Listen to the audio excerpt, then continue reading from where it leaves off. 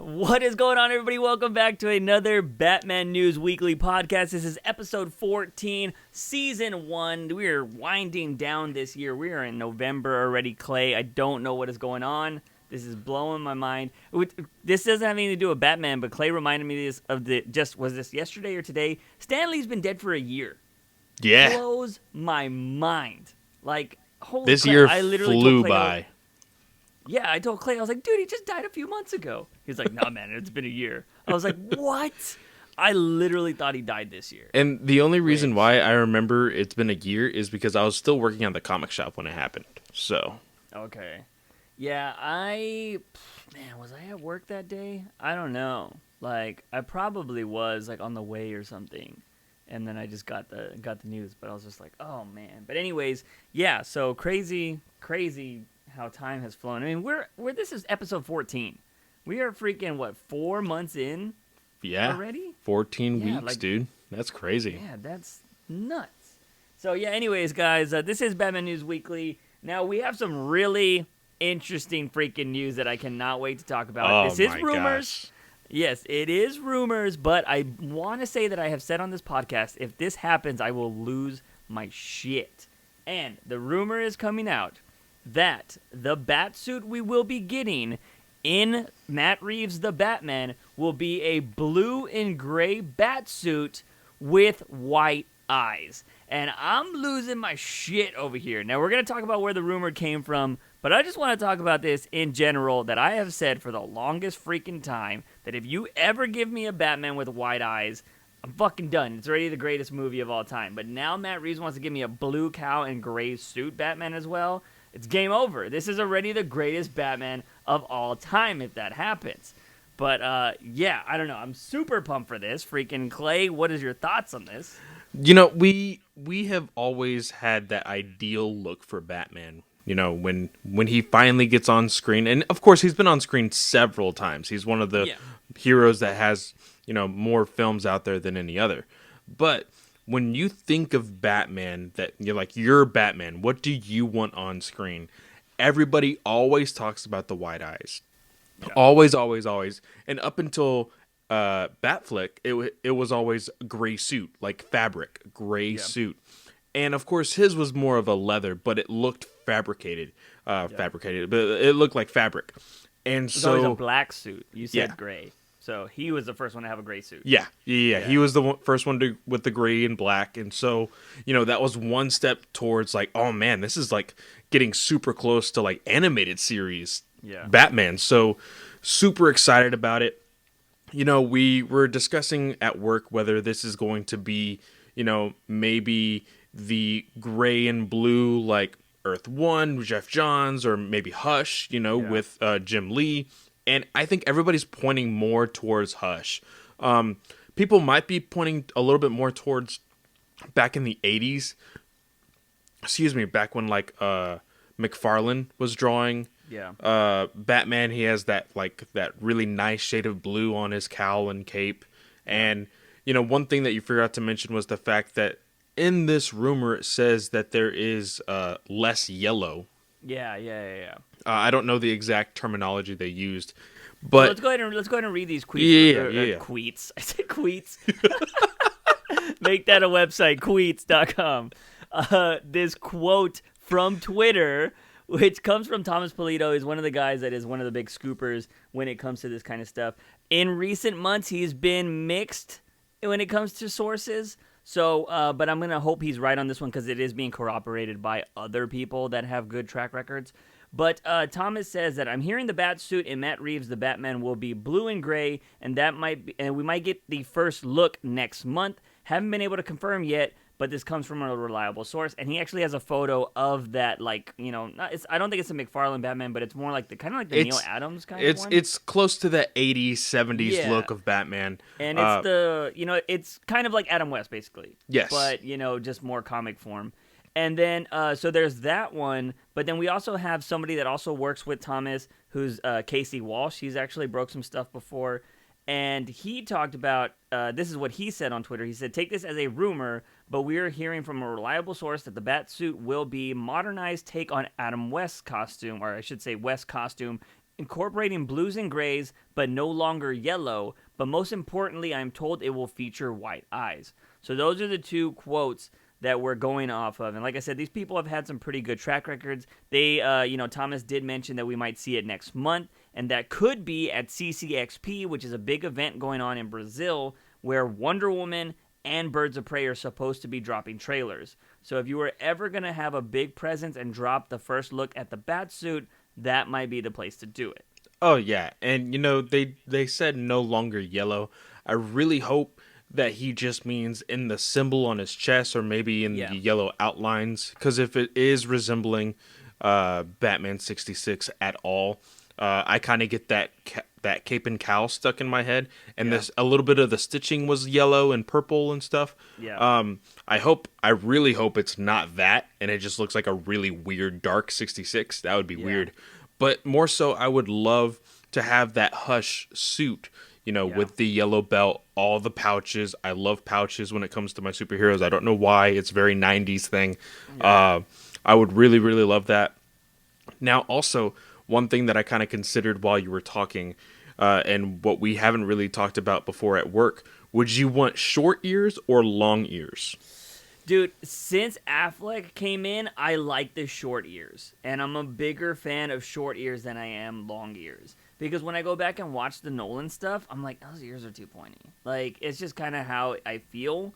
But Affleck's cowl just looks so badass. Yeah. And maybe we'll get like an in-between. Not as high as Nolan's cow ears, but, maybe not as small as, freaking Zack Snyder's. Yeah. So I'd be cool with it. I mean, at the end of the day, if it looks cool, it looks cool.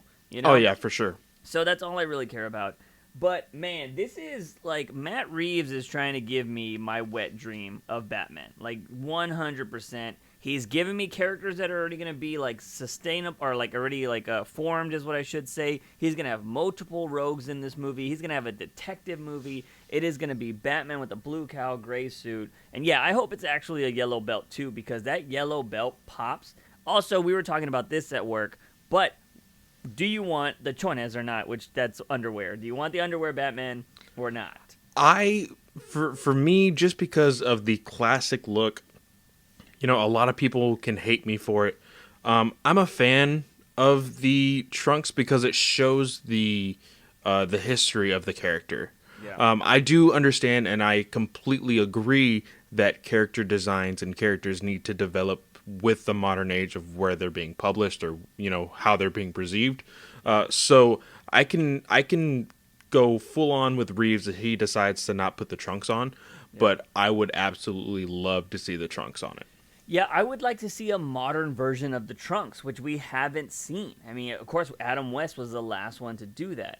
But I think if you get somebody like Ironhead Studios, who is the one I showed you, they did that Apocalypse, and they are the ones that did the Affleck suit. And they also did, I've recently followed them on Instagram. Mm-hmm. They did the Kryptonian armor from Man of Steel.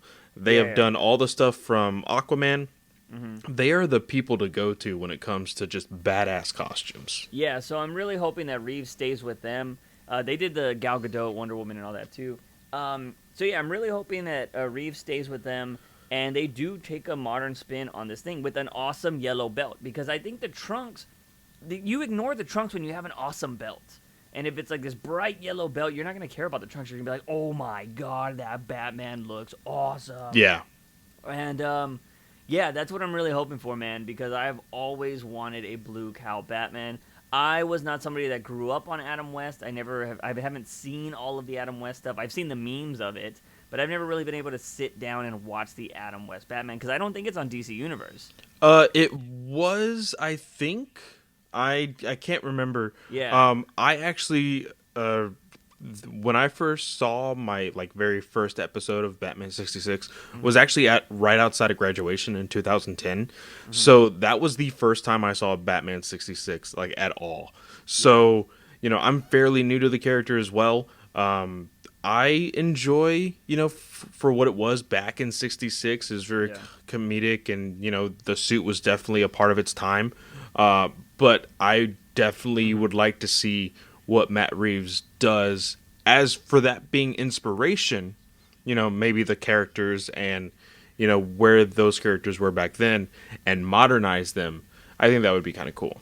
Yeah, and I don't have a fear of that because I think some people might be leaning to that and be like, oh, man, he's just going to do 66. That's going to be terrible. I think Matt Reeves knows what he's doing. Like, he's probably a fan, much like, people that are our age or whatever have grown up on the animated series. That is their Batman, where Reeves is probably somebody that grew up on 66, and that is his Batman. True. And so, yeah, I think, you just want to take what you love and just bring it into the modern age. And so I really hope that's what he's going to do. And, yeah, man, I'm just really pumped for what this Batman could be turning into. Because Matt Reeves says he wanted to do the most true Batman story in cinema. And he seems like he's going hard in the paint with this. And there are rumors that he is going to, basically make a Batman universe, which that's pretty much all of DC right now is anyway for the DC universe stuff. But if he starts giving us, a Robin or a Nightwing and all of that stuff, like, that's going to be pretty awesome, too. But we'll just have to wait and see. So that is some of the biggest news is the rumor is that we might be getting a blue and gray Batsuit in the upcoming Batman movie. But that is not all the Batman news because we got a confirmation from something we talked about last week. Alfred has officially been cast, ladies and gentlemen, and it is Andy Serkis. And I'm down, 100%. Totally down. I'm down because clearly Matt Reeves knows what he's doing. He's worked with Andy before.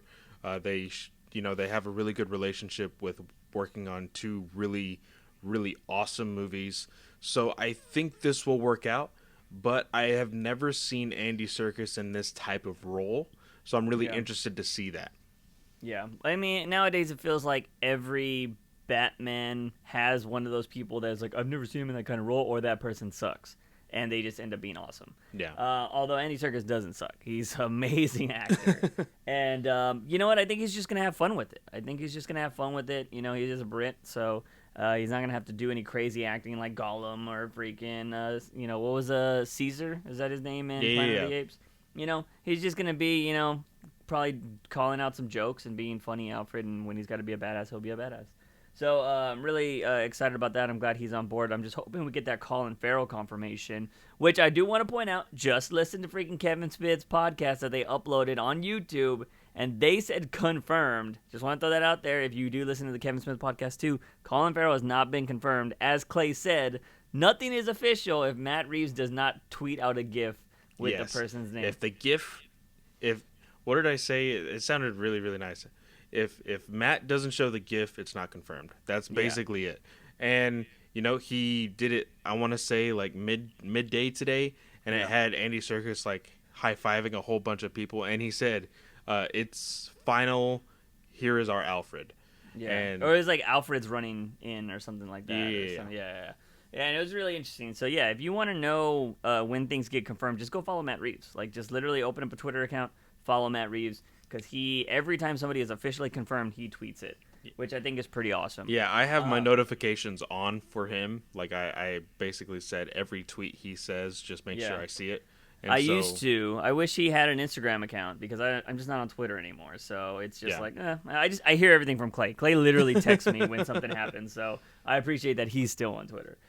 For my sanity, I can't be on there anymore. But that is still not the last Batman news because we got another casting that now this isn't a big one. I know everybody's like, oh, it's a Firefly. Which this actually, it would have been cool if she would have been Firefly. They have gender-bent Firefly in the past. So it would have been really cool, if she would have been Firefly. But we have, if I'm not saying it's Jamie Lawson is her name. I didn't pull up the article. I believe it was. Yeah, I believe her name is, the actress's name is Jamie Lawson. And she was in, I believe, okay, I have it right here. She's a Juilliard. She's from Juilliard grad. Mm-hmm. And she's been in, let's see, she starred in productions such as Romeo and Juliet and Hamlet. So she's more of a Broadway person, it seems like. She's on stage. But she is supposed to be playing, this is updated from Batman News. They say IO9 is reporting that she will be playing an original character named Bella, a grassroots political candidate running for office in Gotham.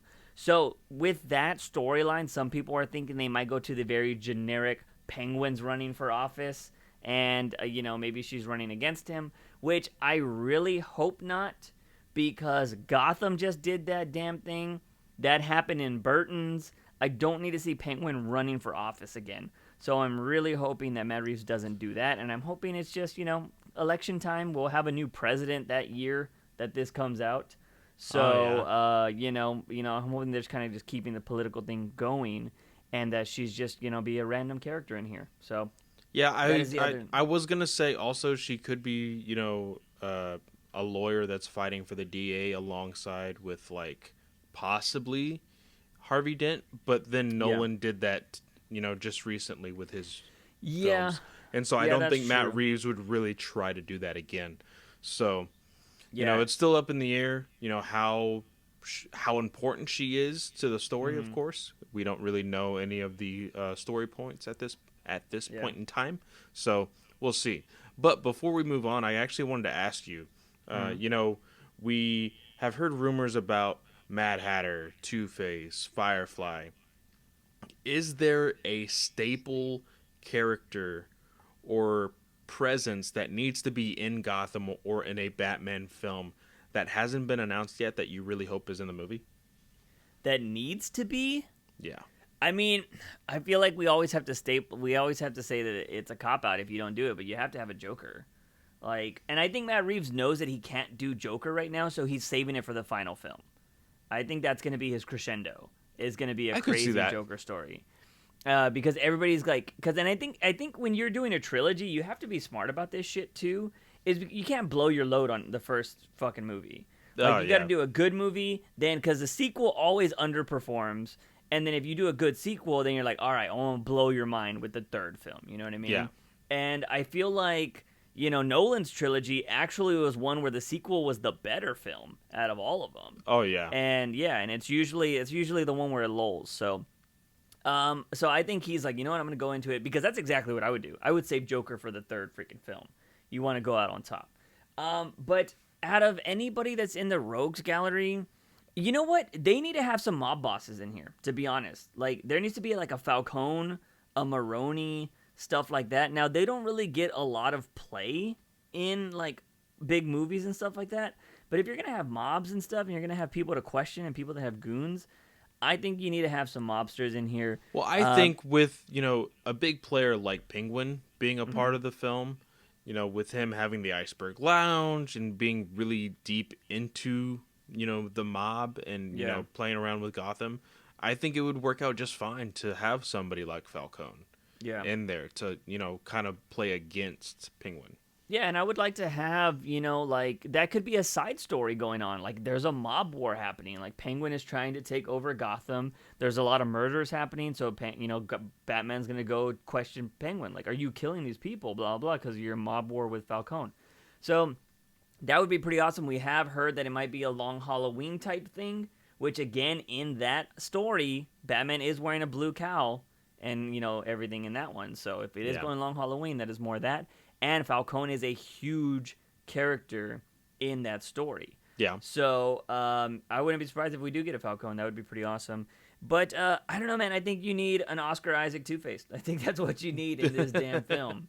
Definitely need some more brown people in this film for sure. But yeah, I don't know. Hugo Strange, if they do Arkham, that might be cool. really good. You know what I mean? You can cast an Asian character for that one right there because they did that in Gotham. I actually like the guy that actually played Hugo Strange in Gotham. He was pretty awesome. So I don't know, man. I think Hugo Strange. If I really hope that they show Arkham, because I think that would be really cool. And there was rumors of that. There's always stuff that's coming out about the Snyder Cut, but when there's stuff every once in a while, people drop it about the Batman that Ben Affleck was supposed to do, and somebody that I forgot his name. I told you his name. He's like a storyboard artist or something like that that's been saying a lot of stuff about the Snyder Cut, said that the Ben Affleck script was pretty awesome. And from what I heard about the Ben Affleck script, it sounded like it was going to be awesome. It was supposed to be basically he was going to be in the Batsuit a majority of the time, trapped in Arkham, and he was going to fight his way through Arkham to get to Deathstroke, which was basically Arkham Origins, the game. Yeah.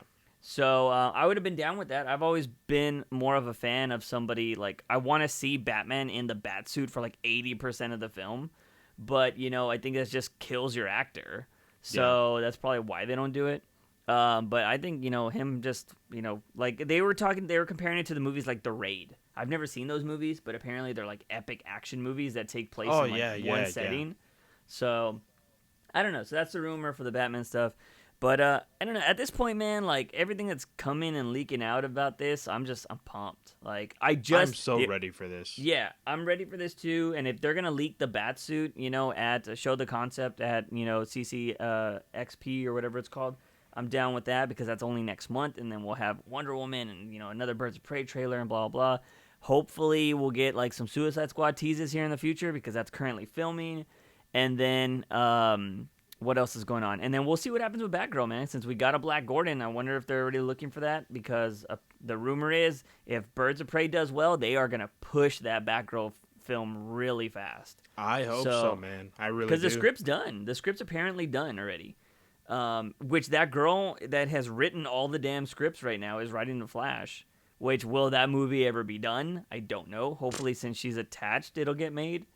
But, Fantastic Beasts is ruining everybody's lives on that. But that's enough about that. We're going to stick in the entertainment news. And just quick notes, if you're a fan of Titans on DC Universe, it got Season 3.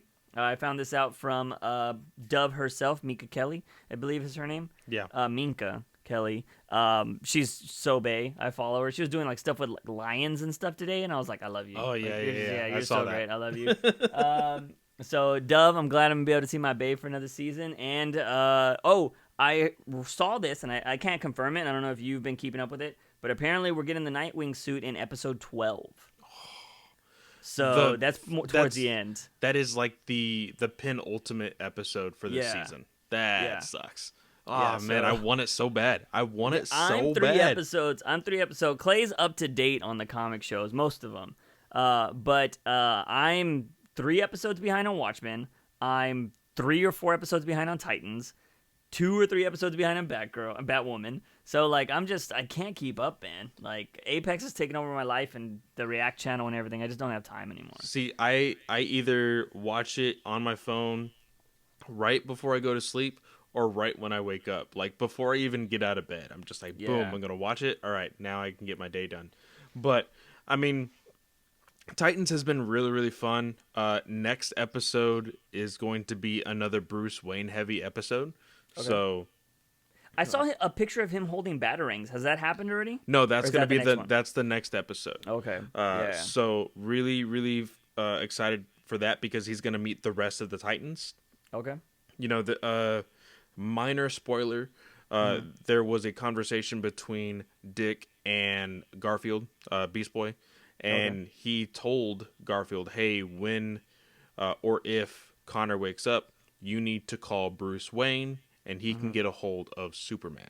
Nice. So, that is probably why Bruce is finally meeting up with the team. Yeah. Pretty much going to talk about all the crap that's happened this season, how to confront it, and things like that. So I think it's really cool that Bruce is going to be a little bit of a mentor, hopefully. In this next few episodes, and then they finally team up for real and actually be the Titans and go forth and try to kick freaking Deathstroke's ass. That sounds pretty awesome. I need to catch up, man. I used to do the watching before bed stuff, but then I end up watching everything, and then it's like 6 a.m, and I'm like, oh, I should have went to bed.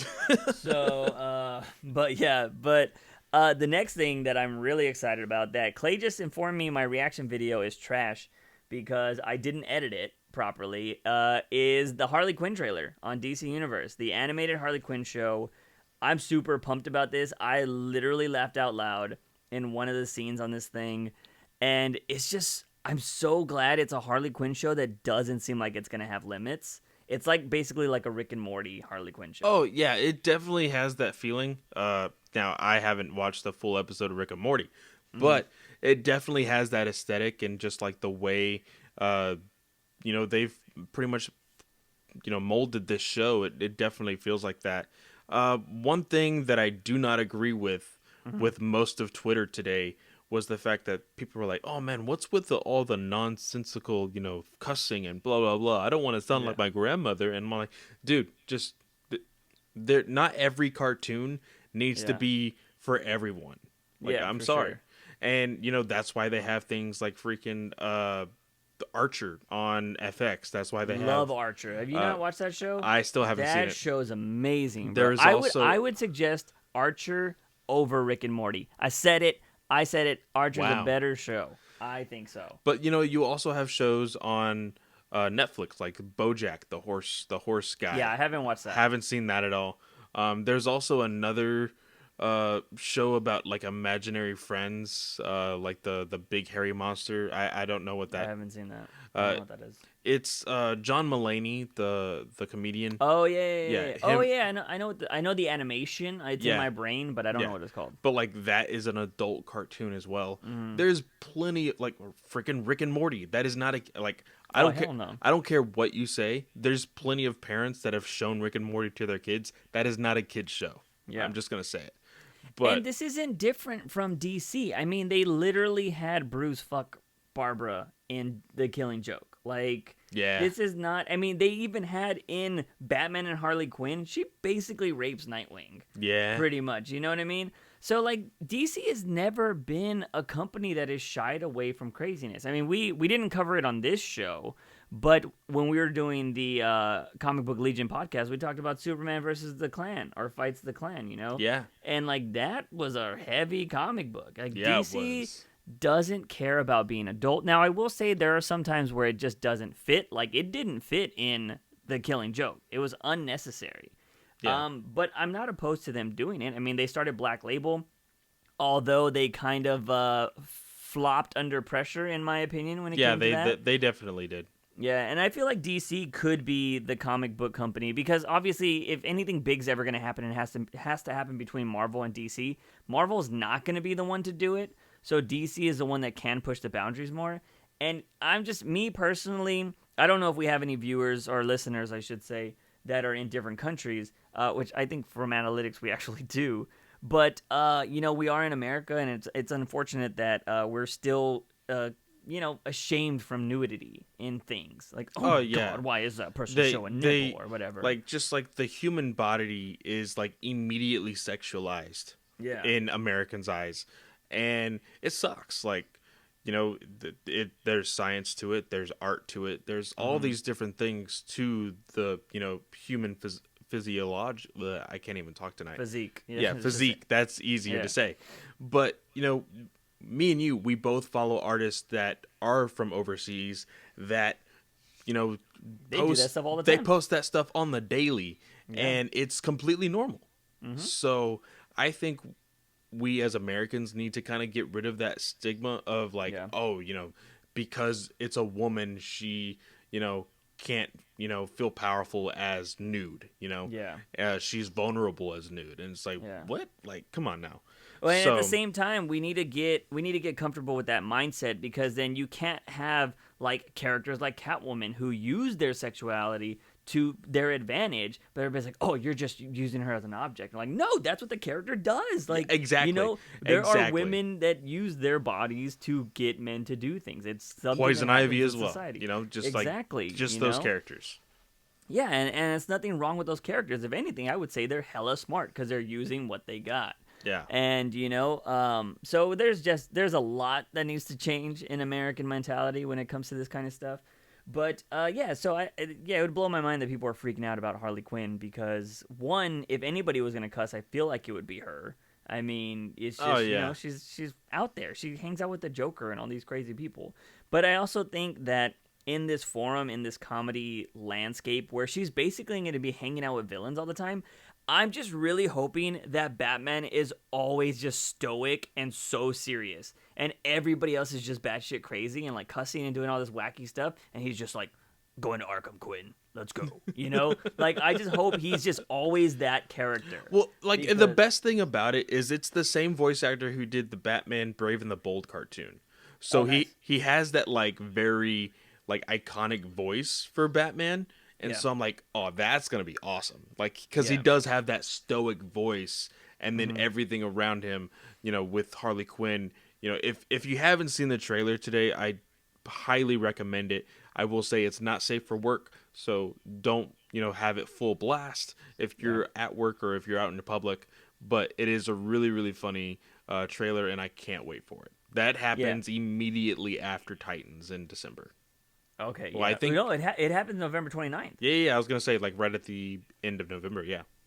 Tail end of the, yes. So that's going to be awesome. And I really can't wait for just to see that show. I think it's going to be great. And I hope we're going to, is it going to be weekly? We're going to get 3 episodes like we did Young Justice? I wonder how that's going to work. That's gonna be interesting. I haven't even checked to see how many episodes have been confirmed yet, so that'll be interesting as well.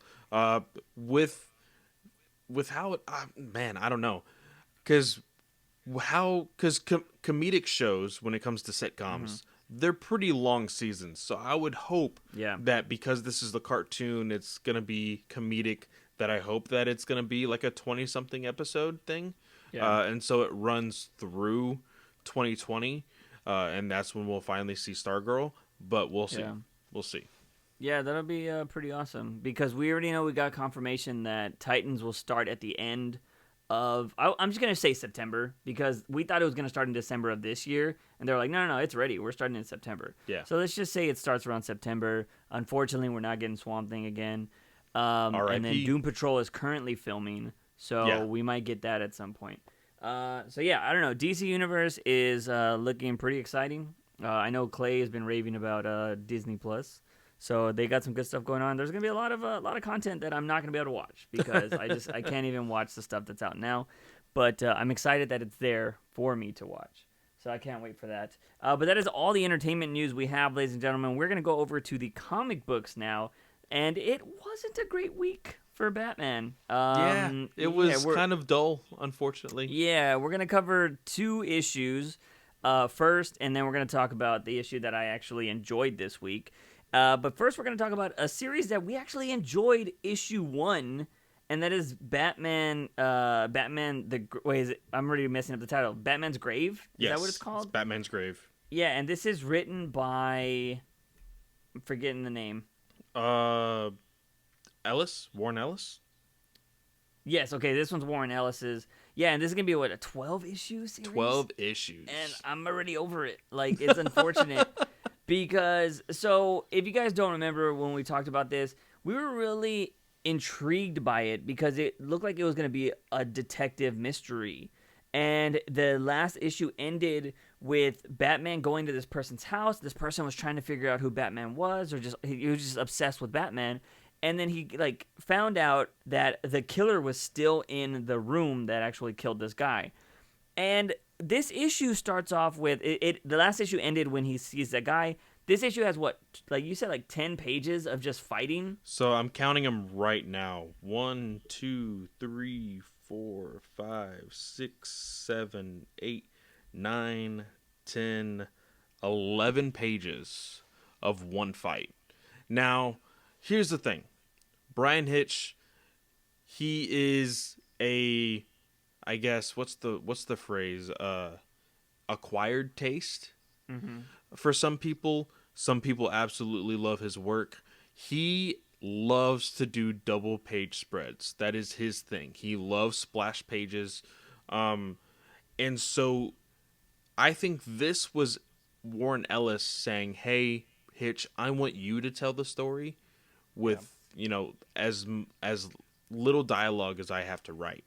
And so, freaking Hitch told the story in this fight, which is cool. Don't get me wrong. This face eater or whatever you want to call him is, terrifying. The way he's drawn with his teeth being almost separated from each other and just looking very menacing.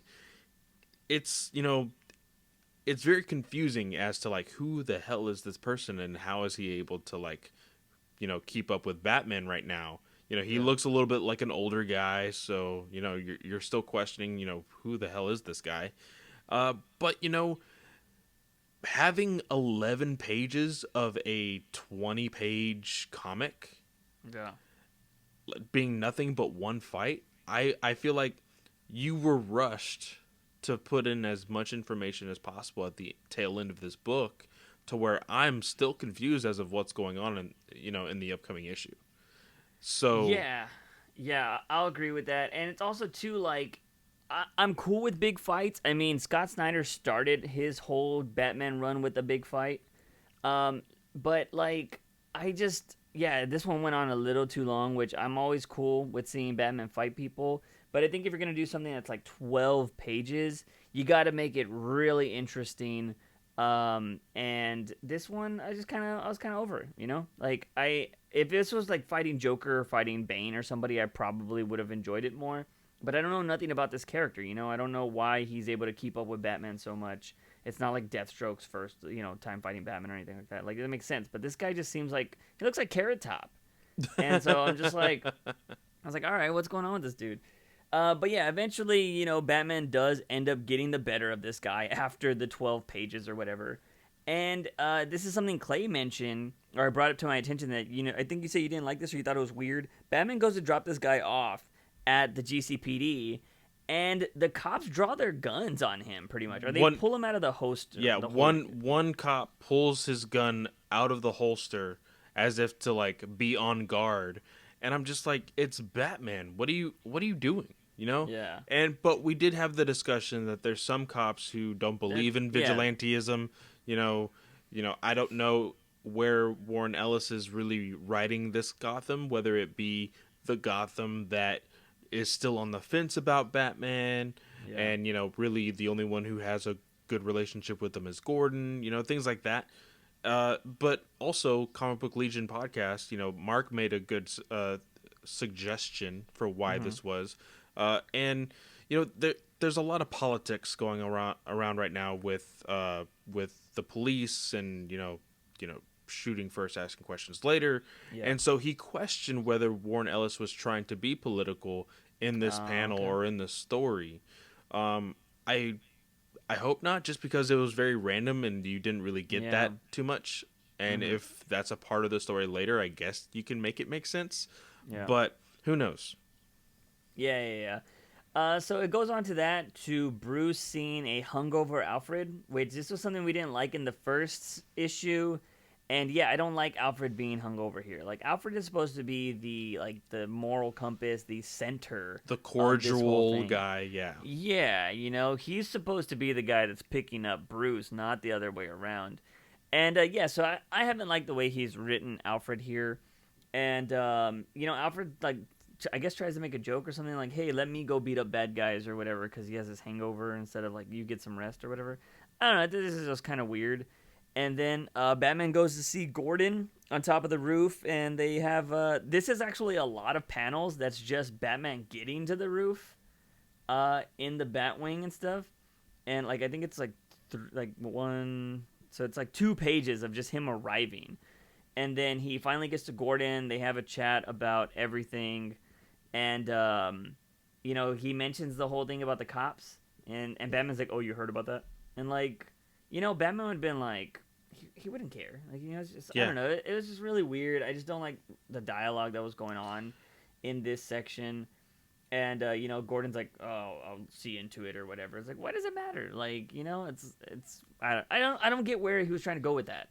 It just made I almost feel like it's fluff. Like, like he needed something to fill the air. Warren Ellis needed something to fill the air and fill these panels. So it's like, okay, well, I want them to have a conversation other than just the mission. So, throwing that out there.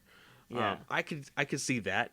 But yeah, I definitely agree it doesn't work. It's very odd the way they talk about it. And the last 2 pages are basically, Batman doing his research on this mission, where he's supposed to go, who he's supposed to find. And like I said, after reading it, I still don't know what's going on. I don't know where they're supposed to be going, who they're looking for. And I know it gets a little lost in all of those panels with talking to Gordon, and then at the very end talking with Alfred. But I'm like, Ellis, this is 12 issues, and issue 2, like, you're already losing me. I hope he can gain me back in issue 3, but we'll see, man. Yeah. So when discussing the stuff with Gordon, Gordon gives him an envelope, and I guess it has more information in it. And Bruce goes back to Alfred in the cave, and he's just chilling there. And I don't know if this annoyed you. It just annoyed me. But he's standing there. He says, "I need to run some labs."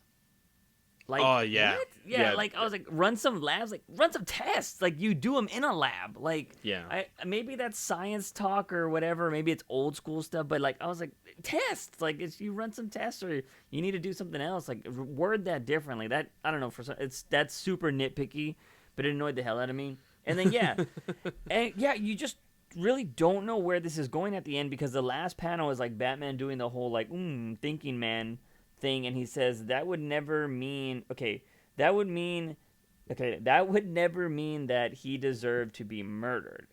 And like I don't know where this is going. Even with the panels before this, like Alfred's just questioning some stuff because like they actually talk about like, oh, why don't you just give this technology that you're using to the GCPD? It could help them catch people. And he's like, oh, don't you think they'd use that on me? And he's like, all right, fair point. And then there's this panel of him talking about just the killer in prison and stuff, and it's just like, I don't know what's happening. Yeah, exactly. And like, so yeah, I definitely wasn't a fan of this issue. I was like, oh, okay. And it sucks because I was very intrigued on that first issue because we had talked about it, and I thought like maybe the guy was it was fake. Like the guy just wanted to meet Batman because he was so obsessed. But apparently that was actually the killer, and I was just like, you lost me. Like, this could have been something very different, you know? And, that was kind of weak. But moving on to another issue that I thought was pretty weak. Another disappointing issue this week. Yeah, and that is, Detective 1015 or 1014? This is 1015. 1015. The last time we talked about this, we were actually really enjoying this because Mr. Freeze's wife had finally come out of her damn tube, and she was Mrs. Freeze, and she was a villain. And this looked awesome. Man, did this turn so fast into a story I don't like. Yeah, it took... Well, let's just give a little bit of context before we just shit all over this. You know, we left off with the last issue... Miss Nora Fries is now Mrs. Freeze, and we see here that freaking Bruce, Alfred, and Lucius are all trying to find a cure for those women that Mr. Freeze had frozen to test on to try to unfreeze Nora. Yeah. And while they're doing this, we get a little bit of internal dialogue from Mr. Freeze himself, and he's like, this is great. I'm finally with my wife. I'm getting to do all these things, and we're going to be working together to have a perfect life. But I can see her enjoying this a little too much, basically, was his thought process. And you see her, like, beating the crap out of all these people, and, in my head, I'm like, she is taking this villain thing, like, super well. Like, for somebody who was frozen because of cancer, and, okay, I get this whole new life. I have to be blue, but I have this whole new life. Hey, let's go kill people? Like, weird, really weird. Yeah. But, we finally see that Lucius has cracked this code. He's ready to, synthesize this serum. Everything's going to work out, but he needs a test subject. He's like, hey, how about that cow? And then you see Bat Cow, and I'm like, oh. Do you think that was Bat Cow, or do you think it's just a cow? No, because if you look at his face, he has the like the bat signal. Oh, okay. Like thing around his eyes. Panel again, yeah. Yeah, and he says no cow. No, Bruce says no cow, no other animals. You have to test it on a human, and we're not testing on anybody except for us. And I'm like, Bruce, calm down. You don't need to be so like fuck. Like, I understand that hey, we need to protect people, but it's not like, okay, you need to freeze me, and then you need to like. Yeah, and so this is one of my big issues with this. I could say, and I could be wrong about this, but I was always under the impression that Batman already had a cure for the frozen stuff. Like, he had thermal grenades and stuff like that kind of unfroze people. It's in the damn Batman and Robin movie. Well, not only that, he unfroze himself. Like I understand that it was from a suit also, but I feel like and I understand that this is Tomasi's run, so like each writer does their own thing, but in the past, I am pretty sure people have been frozen by freeze and then de-thawed, by the help of Batman. It was usually like you throw him in hot water is kind of what happened, Like, No, that's Batman Forever. Yeah, I get that, but I mean, even then, like, I want to say that he had. Didn't like, he have like a thermal laser grenades. in that movie? Yeah, he did. So he drops Robin in some perfectly placed hot water that was right there. Is what happened. And in the then movie. he uses the laser. Yeah, he has a laser gun. Oh it's like, my yeah, god, I haven't it's seen that pretty movie in nuts. so long. Yeah, That's awesome. I watched it this year. So, but anyways, Oh man. yeah. So I was always I thought that was kind of weird. I was like, dude, I thought you already had all this like done. So that's what was blowing my mind, that they're trying to come up with this cure to save these frozen people. When I was like, I'm pretty sure that you've done this before. But at the same time, I thought the real problem and the real cure that was the hardest thing to do was saving Frieza's wife. Like, how is it just so much harder to get these people unfrozen, but, the wife's, like, legit? You know what I mean? Yeah. Because, like, that's been decades. Like, Freeze has been around forever. That story's been around forever, that he's, like, he loves his wife and he's trying to get a cure for her. We've seen people get iced and cured all the time. So I just thought this was a really weird concept, that they're trying so hard to unfreeze people when it's been done before. So, yeah, and also, I will say this, like, I know this might sound, pun intended, cold-blooded on my end, but I don't care about these people. yeah, I like, get you. Like, I feel like this is the story about, like, oh, why don't we see Superman saving more people out of the buildings that are being destroyed? Mm-hmm. And, that's why they made it an effort in the Avengers movie to, like, actually save people on screen. Yeah. Like, I don't want to read about these people being saved. I'm sorry. I just want to see Batman kicking ass and trying to stop Mr. Freeze.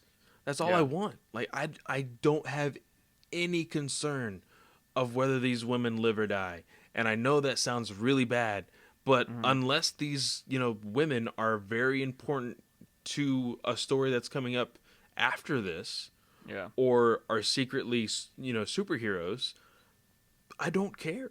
Like, Yeah, and I think if they wanted to make this a little bit more interesting, it should have been somebody that they knew. Like, it should have been Alfred, or it should have been somebody where you actually care about that character. Because, I understand that. And like, I don't really care about it either. But I think I had more issue with, like, you fixed this before. Like, why are you going through this again? You know what I mean? That was more my issue. And then, of course, like, they end up saving the women, because what ends up happening is Nora goes crazy. She's like, you know what? Super I basically crazy. want a divorce. Like, that's basically what she says. Yeah. I'm leaving you. You know? And that happened. And this is another 2 reason why I pages. hated this issue. Yeah, So fast. It happened so quick. But this is one issue, and Nora has been frozen for freaking years, decades. Like, even in real life, she's been frozen for like 30 years of my life. I want to know. Keep talking. Yeah, so he's gonna keep looking. He's gonna look up when Nora was first created, basically. But she's been frozen for decades. She finally gets out in one issue. She gets new life. She's gonna be Mrs. Freeze, and by the end of this issue, she is done with Victor. She's like, I'm not gonna be this anymore. Like, I want to be a villain. I'm gonna do this own thing, and she dips out. And look, granted, I get it, independent woman, she could do whatever the hell she wants, but at the same time, you've been frozen for fucking decades, and the man that's been trying to save your life this whole time finally gets you out, and you're not gonna have any little bit of gratitude at all. Like, I don't know, I feel like they just blew past so much awesome character development that could have happened here. What? You got the answer? Her first appearance ever? Uh-huh. Batman the Animated Series Heart of Ice. That was her first ever? Yeah. So then that's decades. That's it. Okay, so not as long as I've been alive, a majority of my life. So for sure. Her first comic appearance was Batman Mr. Freeze in 1997. I am older than Nora Fries. What? I did not know this. So, wait, but what about the animated series? Because that was early 90s, wasn't it? It was early 90s. So Yeah. if we wanted to find out exactly when... if that's her first appearance, that's her first appearance. I include animated series. All right, like because Harley Quinn, that's her first appearance. Yeah, that's true. So, then yeah, so she's been again decades. She has been frozen in this damn thing, and yeah, I just feel like they missed a lot of great character development by rushing her to being the I want a divorce. September 7th, 1992. So I was 3. Abby, my wife, was born on that day. Uh-huh. Wow. Yeah. Nice. Yeah. So yeah, that's what happens in this issue. One, there's a bunch of frozen people, and anyways, so she goes Bridezilla, and she's like, I want a divorce. I don't care. And he's like, oh, I'm heartbroken. She actually freezes him, but you know who's able to get out of it? Freeze is able to get out of that shit, no problem. You know? Yeah. Like, I mean, I know he's the guy that created it, but I guess he had some backups. And anyways, he goes to Batman. He's all like, I need your help, Batman. Of course, we see the doom symbol for the badrillionth time. And this is what gets me mad so fast too, is Freeze is like, I need your help. Here's a cure for your arm, because I know you tried to cure it, blah, blah, blah. And he's like, oh, also send this data to freaking Lucius, because it has to save all the people. And it just all happens in like a few panels. And I'm just like, what?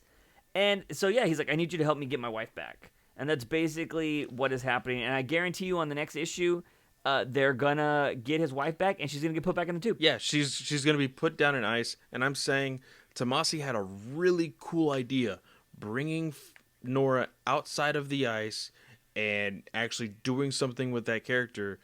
And I feel like now it was only a gimmick to move 2 issues ahead. Like that was it. Yeah, and you also noticed that Lucius did whiteface in this? Yep. I noticed immediately. Oh my god. So if you guys what we're commenting is there's this stupid scene where the girls are getting out. See, and also this was annoying too, is the Alfred and Lucius are both wearing superhero masks. Alfred's wearing the Flash, and Lucius is wearing a Batman Adam West mask, and it actually has the mouth part, and the mouth part is white. And if you guys don't know who Lucius Fox is, he's a black man, and he helps out Batman. He's a badass.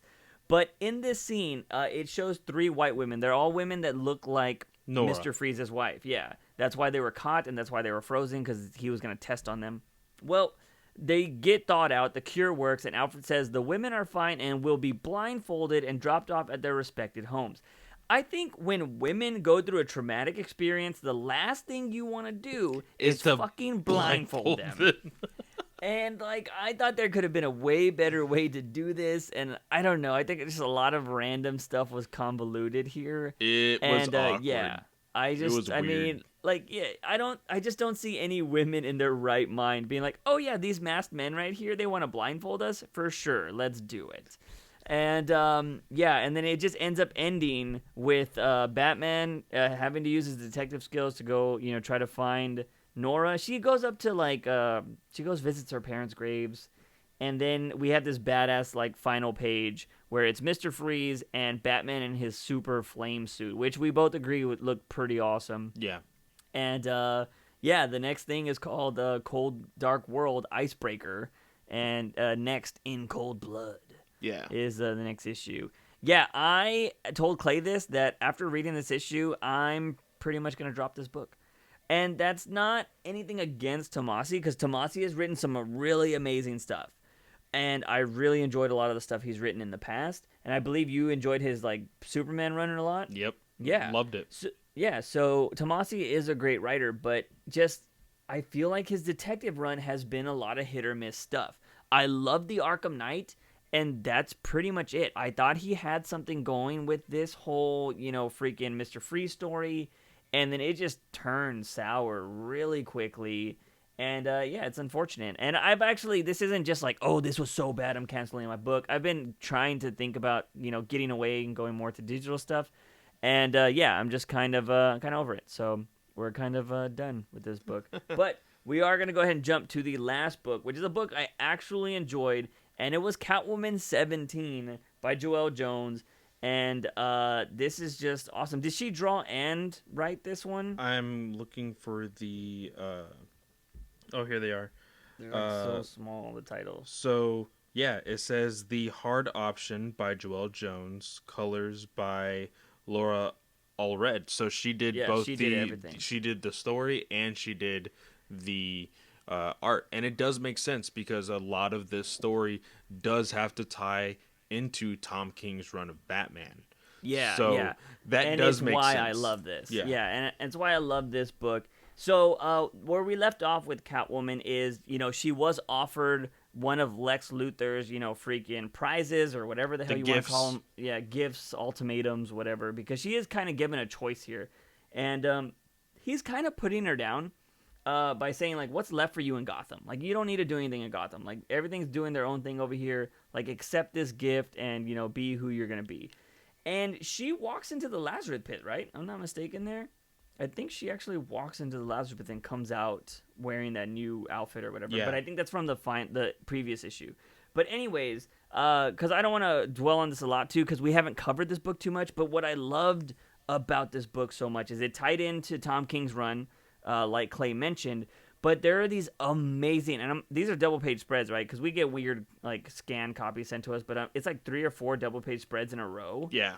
And it's just these beautiful, like, different costumed Catwomans over every decade that she's existed in all her different types of uniforms. And it's going through, like, basically her history. Yeah. And then she talks about how, she was loving being a thief and stuff like that. And then she met Batman. And then it starts tying into her love for Batman and how, like, she basically loved when she got chased by him and, like, she let him, catch her and all this kind of stuff. And then it just shows, like, these romantic pieces. It shows, like, their first kiss and, like, him proposing to her and, her wearing the wedding dress. And it's like she's driving at this is going on, too. So there's these cool, like, images of her driving the bike. And then it goes to her fighting Joker and her coming to the decision of having to leave Batman so he can be Batman. Granted, if you are been keeping up with the Batman run, they both realize that they're both stupid for doing this, and that they need each other to be stronger. But I love this because I have mentioned it on the podcast before. I am somebody that loves fillers when it comes to things because I love learning the little things, and I feel like this is just filling in a lot of holes for Catwoman. Granted, I still don't think it makes sense because it's happening. This is apparently the Year of the Villains already happening, and her meeting up with Batman was supposed to happen before Year of the Villain. Yeah. So that's kind of a little, kind of all over the place. But anyways, this goes to, Catwoman got her ass kicked in the cave is what happens. She goes to try to confront the villain that's been going on this whole time in this Catwoman run, who's like this old creepy lady who has some demon sons. Yeah. And, like, it's really crazy. They're at a Lazarus pit. She just found this, like, totem that had all these Lazarus pit things going on. And she kills somebody to make sure this thing works and throws his body in the Lazarus pit. Now, I will say, according to Lazarus rules, he's supposed to come back normal, just demon. Just evil. Yeah. But he comes back as, like, a demon, pretty much. And, like, a zombie kind of thing. Which I'm like, that's not how it works. So I thought that was kind of weird, but maybe there will be some notes or something about maybe these are not pure Lazarus pits, so maybe there's some different types of effects. Because I could have swore Raish was the only one that knew where these were at. Yeah, so for sure. And we have seen like the additions of new pits, like in Batman the non-pit or the Nan. Yeah, so like that. So I feel like DC is really willing for writers to just kind of play with their own, and do whatever. So I wouldn't be surprised if this was a newer type of pit. Yeah. So the demons that get created here actually sniff out Catwoman and they beat her ass. And I kind of love how she drew this. Is like it's kind of like a memory, I guess, because it's like TV scratches of like kind of staticky. And it's stuff we saw in previous issues, but they static it. She actually goes into the Lazarus pit, is what you can see in these panels, and she comes out in one of her old outfits, and it looks really awesome. Also, did you think that one panel was a reference to the Joker? Which one? The one that has the Magic Club on it. Yeah. It has the basically the outfit he wears when he gets hit by those kids at the start of the movie. Yeah. So that was a cool, maybe possible little hint at the Joker, but the way this thing ends is, so we have all these just nice nods to, Batman, Catwoman wedding, all this stuff. She gets her ass beat. She comes out of the Lazarus Pit in a new outfit, and she goes to this place called the Magic Club. And she's walking through it, and there's this guy trying to do some freaking, tricks or something on stage. And what we see is, she's just walking through this club, and this girl is talking to a waitress or a waiter, I don't really know. And he's like, yeah. She's like, can I get you anything, miss? And she's like, yeah, I'll take another Manhattan and bring one for my friend. And it's fucking the most gorgeous drawing of Zatanna I have ever fucking seen. And I cannot wait, because besides Catwoman, Zatanna has always been a character that I've loved. I loved her design. I've loved her in the animated series. I've always wanted more Zatanna in my life. And I'm so glad Joelle Jones is bringing her into this book. Oh, I'm so ready for this. The one reason why I love going back to Catwoman is whenever Joelle Jones finally says, "Hey, I'm gonna draw this issue too." Yeah. So I just love her art. I've loved it, through the Batman run. I've loved it through here. I loved it through her Lady Killers book. That's where I was kind of thrown into after I saw her in Batman. So I absolutely love her art. If I'm gonna see more characters like Zatanna drawn by Joelle Jones, this is gonna be awesome. I absolutely am ready for it. Yeah, we've said it on the podcast before. Joelle Jones draws, I think, the best women in all of comics, in my opinion. I love the way Clay Mann draws women, but I think she draws the best Catwoman, for sure. Like, her Catwoman is the best. Like, it's sexy, but at the same time, it's beautiful. Other than freaking Art Germ, like you have right behind you. Yeah, Art Germ does draw really, really awesome Catwoman. Do I have a Catwoman over there? No, I have a Zatanna, though. Yeah, you do have Zatanna. Yeah, so yeah, Art Germ does do a different thing, but Art Germ does not do interiors. So, true. He only does one-off things, but Joelle Jones, the way she's able to draw her in different types of forms and fighting and everything, I don't think Joelle Jones draws the best Catwoman. I mean, even that one panel where she's taking off the helmet looks gorgeous. And, I don't know, I just feel like she's given Selena this look, and I love it. I want to own a piece of Joelle Jones Catwoman art in my lifetime. So we'll see that. But yeah, this was my favorite book of the week. Clay, I don't know what your favorite was. It was quite possibly it was this, to be completely honest. With everything else that was this week, nothing really hit. I was really excited for Far Sector. That didn't turn out very well as the Green Lantern book this week. I was hoping big things from Batman's Grave. Didn't turn out very well. Detective, very disappointing, unfortunately. And of course, we don't talk about the other books on this podcast. So yeah. So yeah, very light week. Unfortunately, not a good week for comics in our opinions, besides this Catwoman book. But, it being a Batman podcast, there's always going to be new Batman books for us to talk about. The thing we're going to close out on, because we are going to end this podcast right now, is they have confirmed that Alfred is dead, because we are getting a basically Alfred Rest in Peace book, and it's going to be written by Tomasi, which that kind of scares me now that we just talked about his book, but it's going to be written by Tomasi and Tinian, who are basically going to be the two Batman writers going forward after Tom King. So yeah, Alfred is officially dead. We had this conversation of possibly will he, won't he, but it looks like they are confirming that for now, and it looks like we'll be going into DC 5G without Alfred, and that'll be very interesting to see where this goes. But next week's podcast will have Batman 83. I believe so. Yeah, 83, and we also confirmed that they didn't all die. Clay thought they all died, but we got some footage, or not footage, but, until panels. Skeets does everything, and he'll just save everybody. I hope not. Panels of Batman 85, and it looks like it's going to be very interesting. But that is going to be it for this week's podcast, ladies and gentlemen. We want to thank everybody for listening to this, whether it's on YouTube, Spotify, Anchor, anywhere you listen to this. We really appreciate your support. Again, you can always hit us up on our respective social medias.